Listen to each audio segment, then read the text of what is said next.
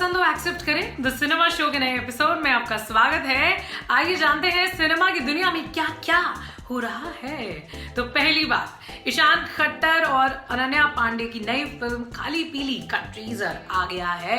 इसके प्रोड्यूसर हैं अली अब्बास जफर, जिन्होंने सुल्तान और टाइगर जिंदा है जैसी फिल्में डायरेक्ट की थी।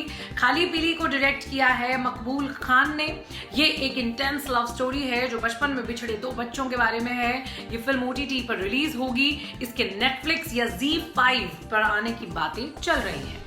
दूसरी खबर, टेलीविजन की दुनिया से ये खबर है कि सलमान खान के शो बिग बॉस 14 में थोड़ी देरी होगी। मुंबई में भारी बारिश से सेट को नुकसान पहुंचने की खबर है, जिसे रिपेयर करने में 1 महीना लग सकता है। दूसरी खबर, ये रिश्ता क्या कहलाता है सीरियल की है, जिसके एक्टर सचिन त्यागी कोरोना पॉजिटिव पाए गए हैं। 24 अगस्त को सीरियल की शूटिंग शुरू हुई थी, लेकिन सचिन की रिपोर्ट पॉजिटिव आते ही शूटिंग रोक दी गई।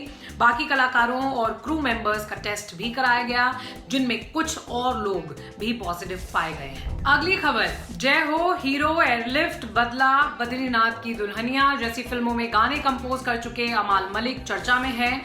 सोमवार यानी 24 अगस्त को वो ट्विटर पर ट्रेंड करने लगे। उनके ट्वीट्स के स्क्रीनशॉट्स वायरल हुए, जिनमें बहुत ही भद्दी और आपत्तिजनक भाषा का यूज किया गया, जो उन्होंने सलमान खान के फैंस के लिए यूज की थी। बात तब शुरू हुई जब अमाल ने एक इंटरव्यू में शाहरुख को अपना फेवरेट एक्टर बताया। इस पर सलमान के फैंस नाराज हो गए। उनका कहना था कि अनु मलिक के भतीजे और डब्बू मलिक के बेटे अमाल को सलमान ने अपनी फिल्म जय हो से लॉन्च किया था, फिर वो सलमान को कैसे इग्नोर कर सकते हैं। इस पर अमाल ने ये कहा कि वो सलमान की इज्जत करते हैं, लेकिन शाहरुख को फेवरेट कहने की उन्हें पूरी आजादी है। हालांकि बाद में अमाल ने कुछ रिप्लाईज में गंदी भाषा यूज की।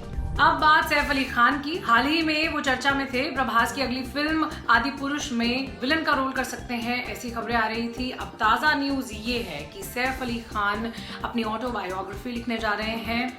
इसमें वो अपने परिवार, फिल्मों, कामयाबियों, नाकामयाबियों सब पर लिखेंगे। इसे लेकर सैफ ने कहा कि कई सारी चीजें बदली हैं, अगर हम उनको दर्ज नहीं करेंगे तो वो समय के साथ खो जाएंगी। भारत में मूवी थिएटर्स अभी बंद हैं, लेकिन अमेरिका के कुछ हिस्सों में सिनेमाघर खुल गए हैं।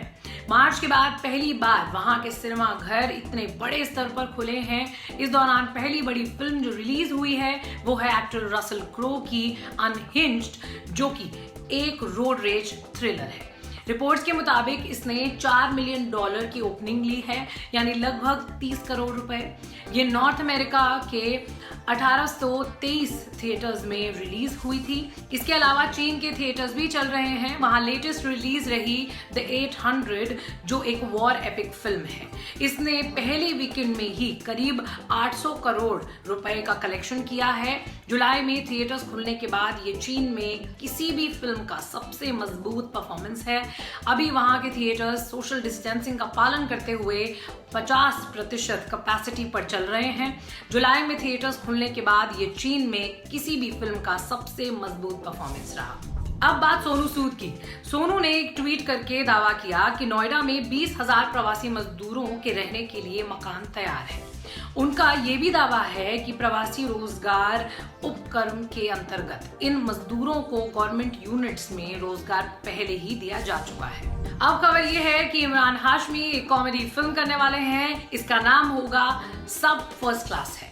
इसे बलविंदर सिंह जंजुआ डायरेक्ट करेंगे, जिन्होंने सांड की आंख और मुबारका जैसी फिल्में लिखी हैं। इमरान ने इस स्क्रिप्ट का नरेशन वीडियो कॉल पर सुना और हाँ कर दी। ये फिल्म एक आम आदमी और उसके सपनों के इर्द गिर्द होगी। अब एक लॉस की खबर, मलयालम सिनेमा के दिग्गज फिल्म मेकर एंटनी भास्कर राज उर्फ AB राज नहीं रहे। 95 साल के AB राज की कार्डियक अरेस्ट से मौत हो गई। उन्होंने करीब 65 फिल्में डायरेक्ट की थी। वो 10 साल श्रीलंका में भी रहे थे। वहां 11 सिंहली भाषा की फिल्में डायरेक्ट की थी। AB राज नेशनल अवार्ड जीत चुकी एक्ट्रेस सरन्या पोनमन्नन के पिता थे। अब एक अच्छी खबर, मशहूर सिंगर SP बालासुब्रमण्यम की कोरोना रिपोर्ट नेगेटिव आई है। ये जानकारी उनके बेटे SP चरण ने दी। उन्होंने बताया कि SP की हालत अब स्थिर है।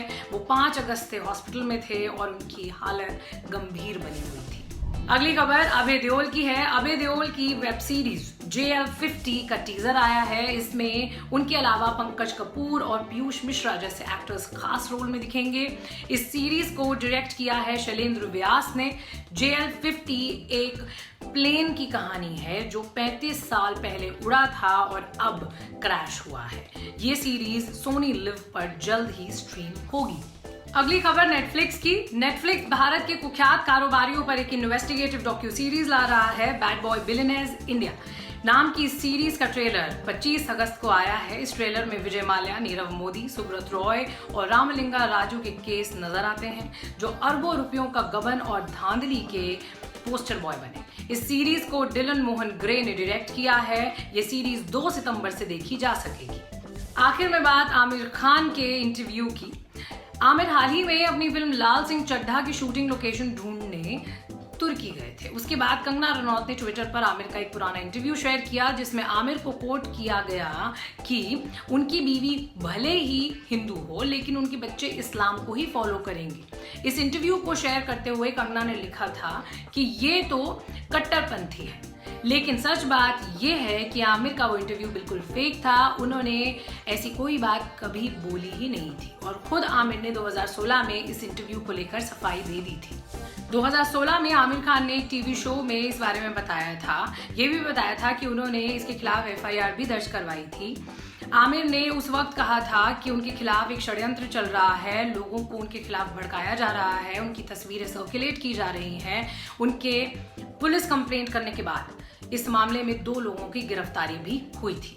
बहरहाल ट्विटर पर कई लोगों ने कंगना को बताया कि उनके द्वारा शेयर किया गया ये इंटरव्यू फेक है, लेकिन कंगना ने आज तक अपना ट्वीट नहीं हटाया है। अब जाते जाते हम एक्ट्रेस विजेता पंडित को याद करेंगे। आज उनका जन्मदिन है। एक्ट्रेस सुलक्षणा पंडित की बहन विजेता ने फिल्म लव स्टोरी से डेब्यू किया था जो सुपर डुपर हिट रही थी।